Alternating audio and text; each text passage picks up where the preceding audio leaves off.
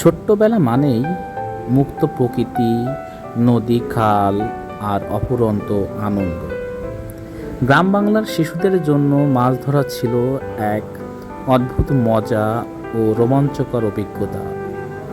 বর্ষাকালে মাঠের পানিতে মাছ ধরা ছিল শৈশবের অন্যতম প্রিয় খেলা। একটি বাঁশের কঞ্চি, সুতা, একটি হুক আর টোপ দিয়ে তৈরি হতো ঘরোয়া বড়শি। পুকুর, খাল বা ডোবার পাড়ে বসে টোপ লাগিয়ে বড়শি পানিতে ফেলে অপেক্ষা করতাম কখন মাছ কামড়াবে। সেই উত্তেজনায় সময় কেটে যেত নিমিষেই। মাছ কামড়ানোর সময় বড়শি টান দিত, এই টানেই শুরু হতো উত্তেজনা। মাছ উঠে এলো, আনন্দের সীমা থাকতো না। কখনো কখনো বড় মাছ পালিয়ে গেলে মন খারাপ হলেও চেষ্টা আবার চলতো।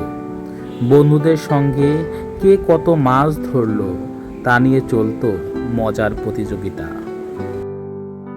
ছোটবেলায় বড়শি দিয়ে মাছ ধরার অভিজ্ঞতা এক চিরস্মরণীয় আনন্দ।